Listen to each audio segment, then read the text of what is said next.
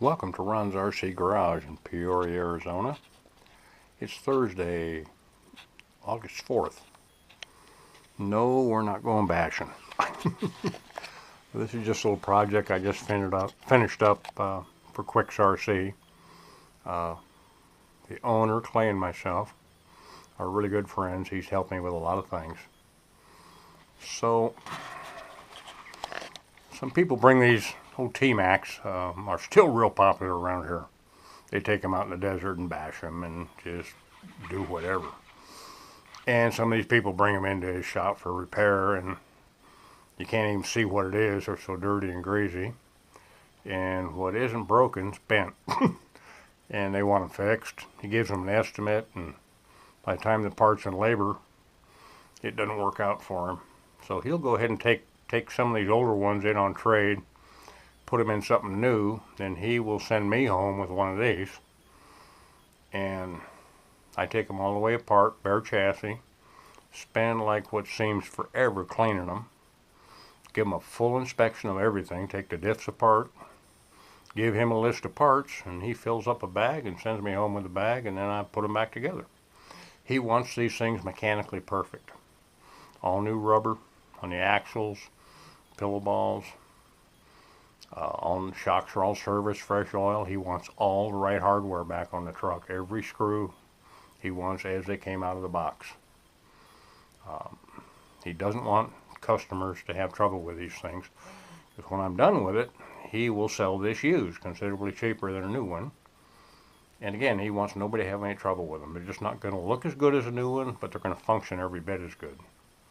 So that's what that's all about. This one's done. It's going back down to him this afternoon. So our real focus, of course, is our RC8T3, which we have had lots of problems with, as you all know. I do have to apologize for a video I made about a month ago on the updates on the control arms and sway bar downlinks and so forth.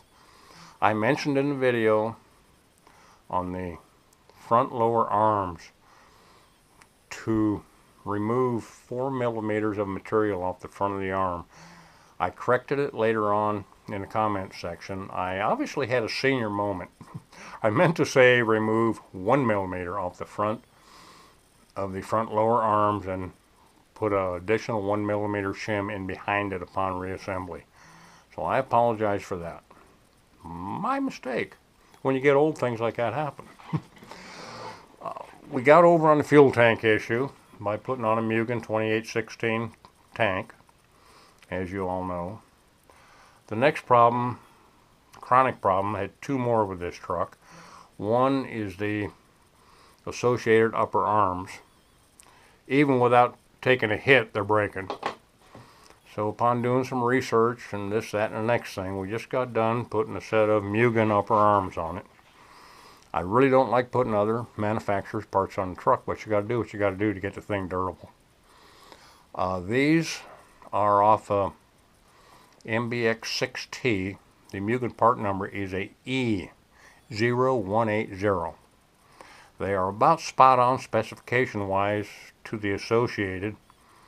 I did not have to modify the arm at all. These are not drilled quite as deep as the associated arm where the pillow ball goes into them. So I didn't want to modify the arm, because of when you crash or need to change one, I just want to pop one on it. So I went ahead and shortened the pillow ball. I forget exactly how much, but just measure, if you do this, just measure the thread depth of the two arms, do the math, and cut the pillow ball. It's about 4 or 5 millimeters. And there's still plenty of thread there. It's not coming out. Didn't even have to change the camber shim on it. Put it all back together and put everything on the truck and checked the camber, and it was spot on where I run it. I run 2 degrees negative in the front. So that's done. The tank's done.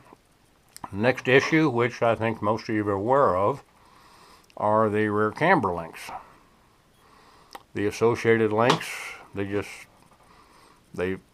ends pull right off the link. And again, just you can be rolling jumps and these things will pop off. And after having this happen 4 or 5 times, again, more research, and just got done putting the Mugen camber links on this thing.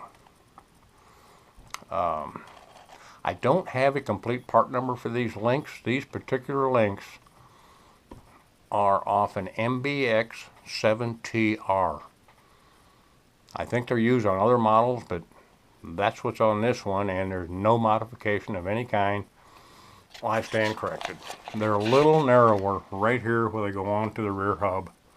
You will see a little, about 1.5 millimeters blue shim right in there.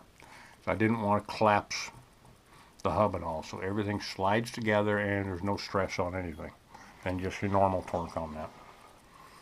So that's where we're at with this. We're done cleaning, inspecting, doing our modifications, getting ready for the final reassembly. And we have a series race on Saturday out at Fair Farm.